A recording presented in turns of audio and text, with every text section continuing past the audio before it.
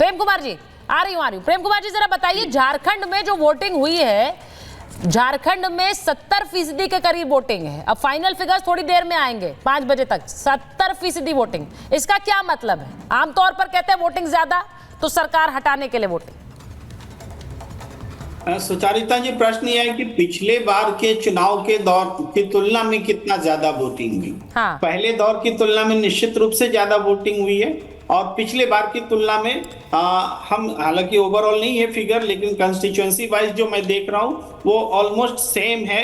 थोड़ा बहुत कम ही हो सकता है, ज्यादा नहीं हुई है पिछले बार की तुलना में। और इसमें भी खास तौर से अगर कंस्टिट्यूएंसी वाइज जाते हैं तो ट्राइबल सीटों पर ज्यादा वोटिंग इस बार भी है। ट्रेंड पिछले बार भी ट्रेंड था, तो इसको समझना पड़ेगा कि इस ट्रेंड के क्या मतलब हो सकते हैं। जैसे पहले चरण के चुनाव में आदिवासी, क्षमा कीजिए, ट्राइबल्स बेल्ट में और पूरे ओवरऑल महिलाओं की वोटिंग ज्यादा हुई। 43 सीट्स में 37 पर महिलाओं ने ज्यादा वोटिंग की थी। तो अब ये क्वेश्चन है कि क्या कल्पना सोरेन का कोई जादू असर कर रहा है कि महिलाओं ने ज्यादा वोट किया, या कोई बीजेपी के हिसाब से कोई वो डर का माहौल जो है उसकी वजह से महिलाओं ने ज्यादा वोट किया? ये उसके लिए तो 23 तारीख का इंतजार हो सकता है। लेकिन महिलाएं इस बार निर्णायक हो रही हैं और इस बार का जब कल चुनाव आयोग बताएगा इस बात को कि दूसरे दौर में भी क्या यही ट्रेंड है, तब पता चलेगा कि महिलाएं क्या ये दूसरे दौर में भी ज्यादा वोटिंग की है। ये तो फिलहाल जो वोट प्रतिशत बढ़ रहा है उसको आप सीधे सरकार विरोधी वोट नहीं बोल सकते, सिर्फ इतना ही बोल रहा हूं जी। अच्छा, ये सरकार विरोधी वोट नहीं है। बाबूलाल मरांडी की तस्वीरें हम चला रहे हैं, वोट डालने पहुंचे थे। अब जरा कुछ मैं चेहरों पर भी बात कर लूं। के शर्मा जी, महाराष्ट्र के लिए आपका चेहरा एकनाथ शिंदे है या देवेंद्र फडणवीस? देखिए, इस पर बहुत स्पष्टता से जवाब दिया जा चुका है, उसको दोहराने की आवश्यकता नहीं सुचिता जी। लेकिन बहुत अच्छी बात अभी मैं सुन रहा था, एक कांग्रेस के जो समर्थक हैं वो कह रहे थे इनको राहुल गांधी के अलावा कोई सोचता ही नहीं है। अरे तो कांग्रेस पार्टी में राहुल और गांधी खानदान के अलावा है कौन? माँ, बेटा और बहन, इसके अलावा पूरे कांग्रेस में और कोई नेता है? खड़गे साहब ना नाम के हैं ना काम के हैं, तो उन्हीं की तो ऊपर होगा, उन्हीं पे तो बातें होगी। और सारी जो है अज्ञानता का, आपने अभी सेब का वो कहा कि उस दिन वो तिजोरी लेके चले आए, तो इस तरह की मूर्खता कोई कौन कर सकता है? तो जो इस तरह की मूर्खता करेगा उसी पे तो चर्चा होगी, और किसकी होगी? दूसरी बात, उलेमाओं के जो 17 मांगे थी, उस 17 मांगों पे इन्होंने समर्थन लिख के दिया। इनके नाना पटोले ने कि साहब हमारी सरकार आएगी तो हम आपकी 10% आरक्षण से लेके पूरी 17 मुसलमानों की चार्टर जो है उसको मान्य करेंगे। तो वहां पर तो आप लोगों ने यह तय किया कि वो छत्रपति शिवाजी महाराज की जो जहां पर कर्म भूमि रही है, जो हिंदू राष्ट्र की जो बात करते थे, वहां ये मुस्लिम राष्ट्र बनाने की बात करने लगे, ये मुस्लिम चार्टर लेकर आ गए वहां पर। तो ये तो महाराष्ट्र के लोग जो है इस पर निर्णय करेंगे कि वहां पर हिंदू राष्ट्र, जो छत्रपति शिवाजी महाराज का जो विजन था, जो हिंदुत्व की विचारधारा थी, वो चलेगी, या उलेमाओं की मांग पर वहां पर ये मुस्लिम राष्ट्र बनाने की जो है नींव रख रहे हैं। तो इस पे निर्णय करना है वहां के लोगों का। एक समाजवादी पार्टी जी जो अभी बहुत बड़ी बड़ी बात बता रहे थे दुनिया भर का कि ये है वो है, साहब आज क्यों आपा खो बैठे अखिलेश जी? आप खुलेआम पुलिस को आप गाली दे रहे हैं, पुलिस को धमका रहे हैं, नंगा करके मारेंगे, इसकी बातें कर रहे हैं अखिलेश यादव। आप एक दिन नहीं छूटता जब आप चुनाव आयोग को गालियां नहीं बकते आप लोग। चुनाव आयोग को कोसने से आपको बाज नहीं आता, हर रोज तो यही होता है, आप लोग तो यही करते हैं। तो गुंडों और मवालियों की सुबह से अखिलेश जी सुपर एक्टिव रहे हैं। यही है ना, नहीं के शर्मा जी, जो है, अब देखिए ये तो क्रेडिट आप उन्हें देना पड़ेगा कि वो सुपर एक्टिव है, सुबह से लगातार पोस्ट कर रहे हैं वो एक्स पर, वीडियोस भी डाले जा रहे हैं और सबका ध्यान भी अपनी तरफ खींच रहे हैं। वो हार के पहले की एक पहचान होती है। हार के पहले की पहचान है क्या तारिक जी? हार के पहले की ग्राउंड आप पहले ही तैयार कर रहे हैं। 3 दिन से बहाने बना रहे हैं, कभी बुर्का का इशू, कभी कुछ इशू, 3 दिन से बहाने बना रहे हैं। ठीक है, मैं तारिक जी से पूछ लेती हूँ, हार का बहाना है? जो चेहरा चेक होता है, तस्वीरें देखिए ना यूपी उपचुनाव की जो आई हैं, कहीं पथराव कर दिया, कहीं पर लड़ाई हो रही है। सुबह से एक्टिव है ना, सुबह से एक्टिव पुलिस है ताकि लोगों को मारे और लोग वोट न डाल सके।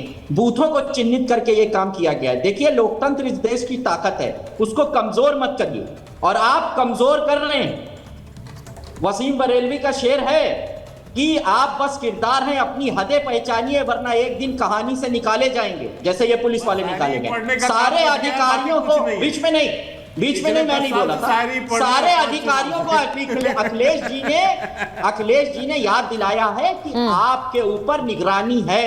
हम देख रहे हैं कि आप लोकतंत्र के लुटेरों की तरह काम मत करिए, लोकतंत्र को लूटने का काम मत करिए। वोटर का सबसे बड़ा अधिकार है कि वो बूथ तक पहुंचे और वोट डाले।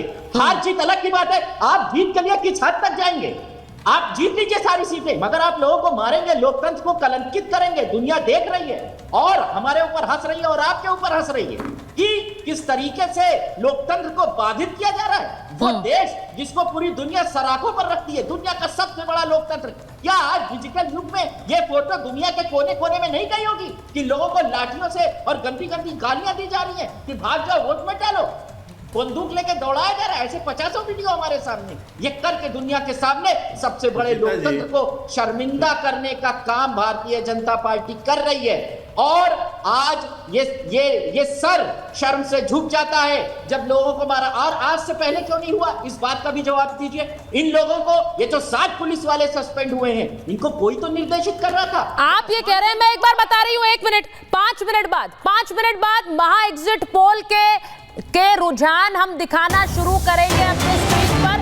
6:26 है, तो अब 4 मिनट आप समझ लीजिए, क्योंकि 6:30 बजे हम आपको महा एग्जिट पोल के रुझान दिखाना शुरू करेंगे, जिसमें हम शुरुआत यूपी से करेंगे। मैं आपको बताऊं कि यूपी में 9 सीटें किसके खाते में जा रही, क्या बीजेपी आ रही है? यूपी की तस्वीरें चलाई, यूपी की 9 सीटों पर बीजेपी आ रही है या समाजवादी पार्टी उस पर सीटें निकाल रही है, क्योंकि उसी को लेकर सबसे ज्यादा आज तनाव हुआ है। अलग अलग सीटों पर हिंसा की भी खबरें आई हैं। अखिलेश यादव ने लगातार आरोप लगाया, वोटर्स को वोट नहीं देने दिया जा रहा, निकल नहीं पा रहे हैं वो।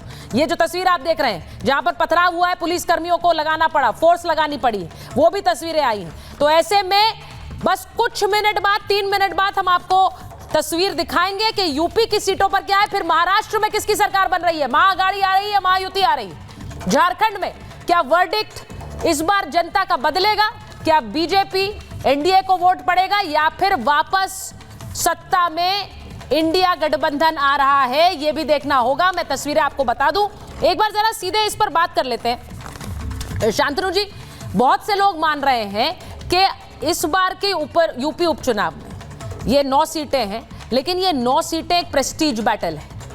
ये जो जीतेगा वो एक तरह से सेमीफाइनल जीतेगा 27 का। अब है तो 9, लेकिन मायने बहुत नहीं।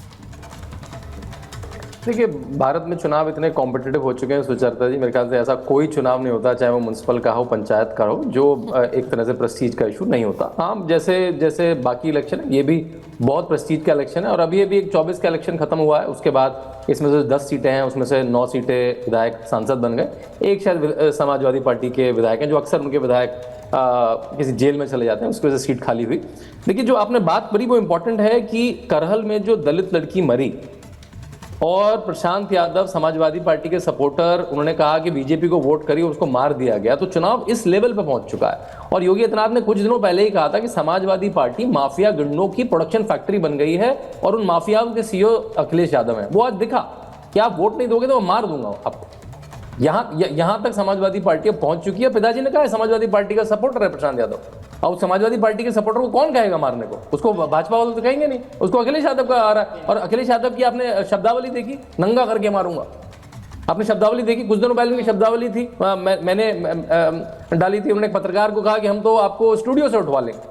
एक पत्रकार, एक इनके प्रवक्ता ने मुझे चैनल पे कहा कि आप बातों से समझिए, नहीं तो और तरीके से समझाना आता है। तो समाजवादी पार्टी जैसा अजीत सिंह जी कहा करते थे कि जिस गाड़ी में लगा है सपा का झंडा, उसमें बैठा है गुंडा, अब वो चरितार्थ होता दिख रहा है कि